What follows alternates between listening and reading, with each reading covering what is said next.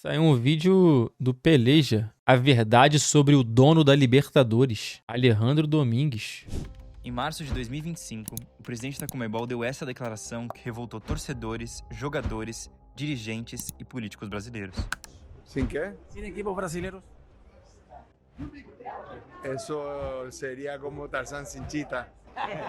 Ó, que filha da puta, Impossível. cara. O momento não poderia ser pior. A pressão sobre a Conmebol em relação aos casos recorrentes de racismo e a falta de punições severas nas arquibancadas só crescia, explodindo com o episódio do garoto Luigi do Palmeiras, alvo de ofensas raciais em um jogo contra o Cerro Porteño no Paraguai. De racismo? Não, sério comigo? É sério?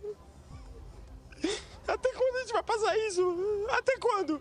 A fala do presidente rolou depois desse caso e rodou o mundo, mas também fez muitos brasileiros pensarem em uma pergunta que não é tão frequente quanto deveria. Afinal, quem é esse cara? De uma família influente, com conexões políticas fortes, surgiu um nome responsável pelas transformações e polêmicas do futebol sul-americano na última década, que agora também é o queridinho da FIFA e um personagem que entendeu perfeitamente como acumular poder por meio do futebol.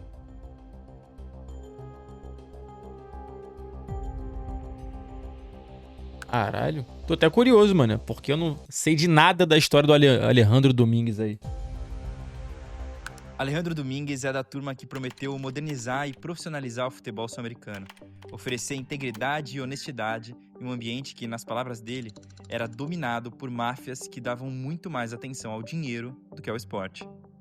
Para chegar nesse nível, ele cumpriu uma cartilha conhecida pela maioria das pessoas que ocupam cargos executivos no futebol mundial, que é construir uma vida ligada aos principais elementos de poder do futebol: grandes clubes, federações, mídia e política.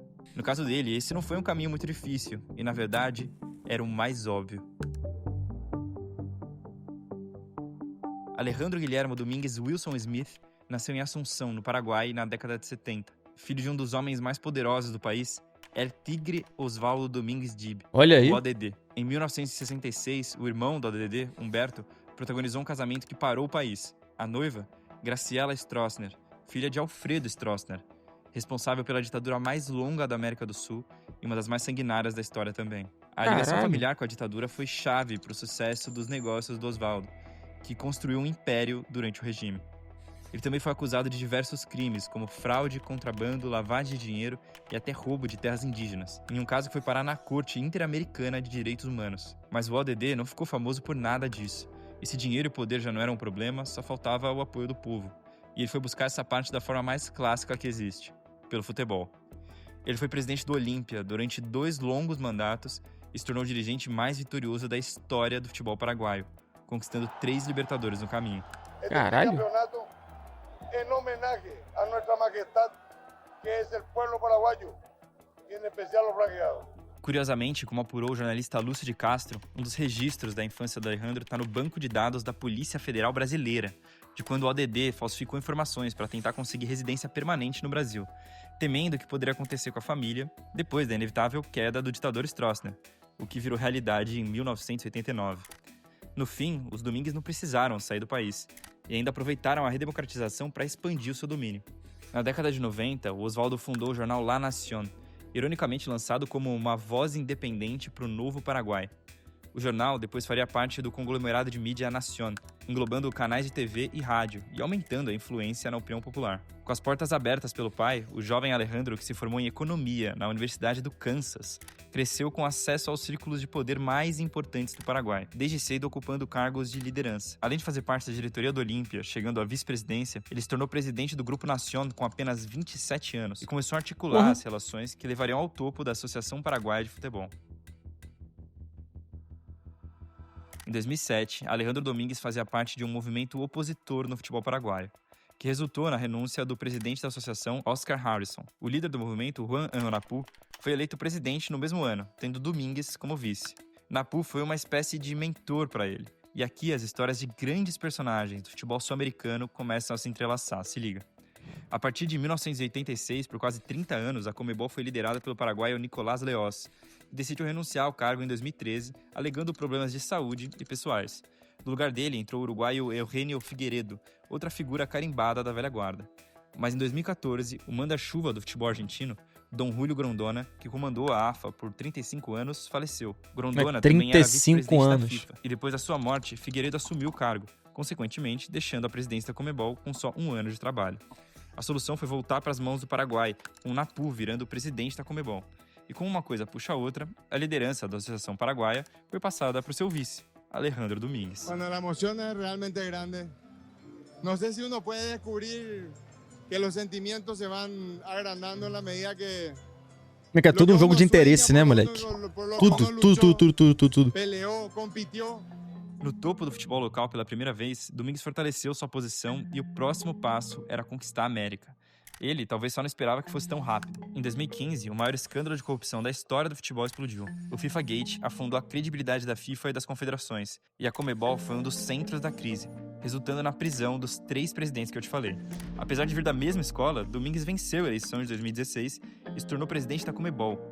Ao mesmo tempo, com um discurso de reconstrução e recuperação da credibilidade internacional da FIFA, surgiu a figura do Gianni Infantino, que a partir dali colocaria Domingues na sua lista de melhores amigos. Coisa boa. Modernização, limpeza. Domingues parecia a pessoa perfeita para implantar o discurso de Infantino na América do Sul. Mas mais do que isso, eles sabiam que eram um par perfeito, por entenderem e usarem as conexões políticas dentro do futebol e, é claro, sentirem de longe o cheiro da grana. Nas questões financeiras e comerciais, Domingues se orgulha dos resultados. Em 2017, a Conmebol publicou um balanço financeiro pela primeira vez em 100 anos de história.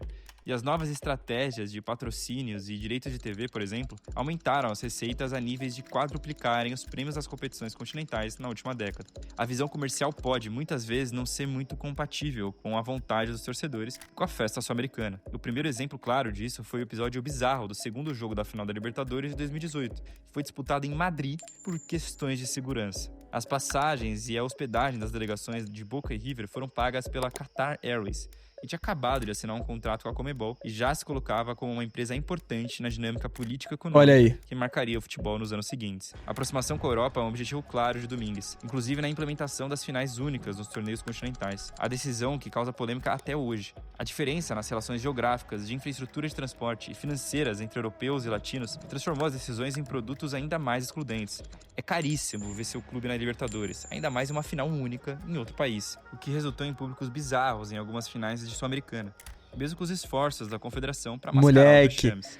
Essa final de Sul-Americana, Atlético Paranaense e Bragantino foi uma loucura mesmo, né? Completamente vazio o estádio, né? A Copa América também foi alvo de críticas. Em 2021, pela realização no Brasil depois da desistência de 2 outras sedes, enquanto a maior parte da América do Sul enfrentava seu pior momento na pandemia. Não podemos falar do assunto, todo mundo já sabe qual é o nosso posicionamento, mas não vamos falar desse assunto porque... Eu não sei o seu posicionamento, Casimiro, desculpa, assim. Nosso posicionamento todo mundo sabe. Acho que tá mais claro, impossível. A gente deixou claro para todo mundo qual é o nosso posicionamento e o que nós pensamos da Copa América. Em 2024, pela edição caótica, desorganizada... Moleque, o Eric Faria deu uma apertada, tá? Deu uma apertada. Nós não sabemos não, Casimiro, qual é o seu posicionamento? O Eric Faria pica. Ele apertou, meu irmão. Que terminou em confusão generalizada e foi parte do plano do Infantino de transformar os Estados Unidos na grande potência do futebol mundial pelo seu mercado muito atraente. Enquanto os torcedores tentavam acompanhar as mudanças, apoiando Infantino, Domingues cresceu na FIFA. Ele foi eleito vice-presidente do Conselho e presidente do Comitê de Finanças, dando continuidade ao plano de colocar o Paraguai no mapa, associado sempre à figura dele. Em 2025, o Congresso da FIFA aconteceu em Assunção pela primeira vez, mas a verdadeira vitória política de Domingues veio no final de 2024, com a confirmação da Copa do Mundo de 2030 em Portugal, Marrocos e Espanha, um dos jogos de abertura do Paraguai.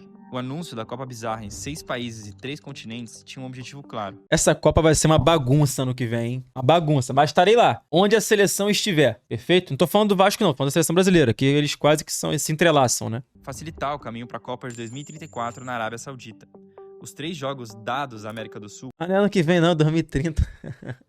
Ai, Alan, caralho, o que tá acontecendo contigo hoje, mano? Falando muito besteira hoje. Ano que vem eu vou também, pro Zewa. Como forma de comemorar o centenário da competição, tiraram o sonho do Uruguai e da Argentina de sediarem de forma total, mas as migalhas estratégicas da FIFA deixaram o presidente da Conmebol muito feliz.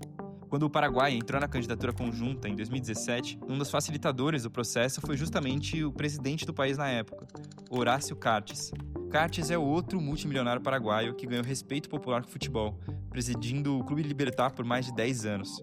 Sócio histórico do pai de Alejandro, os dois sempre... Pô, mas eu não sei se é impressão minha, posso estar equivocado, o meu time não tem disputado muitas Libertadores recentemente, né? Mas eu acompanho da forma que dá aqui, secando os rivais e acompanhando o futebol do time de vocês aí. Mas eu tenho a impressão que o Olímpia e o Libertad estão mal das pernas há um tempo, já foram mais fortes, assim, já foram mais respeitados, né? Tanto o Olímpia quanto o Libertad, que são times tradicionalíssimos, né? E aí, tipo assim, antigamente, bota aí, pô, 10, 15 anos atrás, tu pegava o Olímpia ou o Libertad, tu falava assim, caralho, vai ser um jogo difícil. Hoje em dia, tu torce pra pegar o Olímpia ou o Libertad. Tu torce. Pô, se puder pegar o Olímpia ou o Libertad, tá ótimo, entendeu? E foram ligados à Associação Nacional Republicana, conhecido como o Partido Colorado, que governa há Tirando o Flamengo, né? 8 décadas quase sem interrupções, desde a ditadura do Stroessner. Depois de chegar à presidência da República, Cartes comprou o Grupo Nación, que eu te falei lá no começo, conglomerado de mídia liderado por Domingues. Além disso, com a sua influência no meio do futebol, facilitou os contatos do atual presidente da Conmebol. Depois de deixar o cargo de presidente, Cartes virou líder do Partido Colorado, e o candidato apadrinhado por ele, Santiago Peña, é o atual chefe de Estado,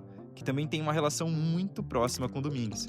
No fim, além de estreitar os laços com políticos do partido que sonham em lançar Domingues como candidato futuramente, ele também conseguiu garantir a vaga do Paraguai na Copa de 2030, uma seleção que nos classifica pelo campo desde 2010. Caralho, é verdade. Já que vai ter um jogo no Paraguai, o Paraguai tem que estar automaticamente classificado. Se bem que, pô, se não classificar com essas 7 seleções classificadas é uma vergonha, né? Mas já está encaminhada para jogar a próxima, é claro. Alejandro Domingues é um menino de ouro, seja dos magnatas, dos ditadores ou dos presidentes de federações. Em 2025, ele conseguiu a façanha de ser reeleito mesmo ainda faltando 2 anos para terminar seu mandato, com uma manobra para evitar que exista qualquer oposição até a tão sonhada Copa do Mundo de 2030. Nesse processo, ele prometeu um estádio da Conmebol a ser construído no Paraguai e até uma Copa do Mundo de 64 seleções. Tudo para agradar quem realmente tira o sono dele. Pessoas que estão longe das arquibancadas. Copa do Mundo de 64 seleções. Será? Sei não, hein? Acho que perde um pouquinho daquele ar de exclusivo, né? Mas ao mesmo tempo, quanto mais Copa do Mundo, melhor. É que se parar pra pensar, eliminatória já é Copa do Mundo, né? Só que é uma fase pré. É tipo a pré-Libertadores, tá ligado? Isso vai tornar o evento principal mais enxertado de gente, né? E de seleções. A Copa tradicionalmente tinha 32, correto? Ou tinha 24? Tô perdido agora nos números. E aí de 32 vai pra 48, não é isso? Vai pra 40 e foda-se. 74 é time demais mesmo. Vai dobrar os times que já tem hoje. É muita equipe, velho. É muitíssima equipe. Vai ser massa demais Brasil e Haiti. Pô, então, mano, eu vou te falar. Pensando por esse prisma, Copa do Mundo, evento, entendeu? Em teoria exclusivo das principais seleções do mundo e tal. Pô, você começar a ter uns joguinhos meio merda, meio eliminatórias, é meio ruim, tá ligado? Eu não gosto. Pô, ao mesmo tempo que é mais Copa do Mundo, são jogos mais desinteressantes também. Tipo, vai ter lá um Bósnia e Bolívia na Copa do Mundo. Pô, não dá, entendeu? Tem que jogar geral de todos os países dividido por continente. Putaria pegando. Ô, Marvin Marciano, jogar geral dividido por continente é o que já acontece, querido. Eliminatórias é isso aí. Copa do Mundo já tá acontecendo. Acontece por continente, se classificam do continente e vão pro evento final. É o que tá acontecendo. Bem-vindo à Copa do Mundo. Ora, bolas. Só quer botar tudo isso em um jogo decisivo, tá ligado? Ao invés de você ter uma eliminatórias pra trazer os principais times, não. Tu vai botar todo mundo refém de uma porradinha só.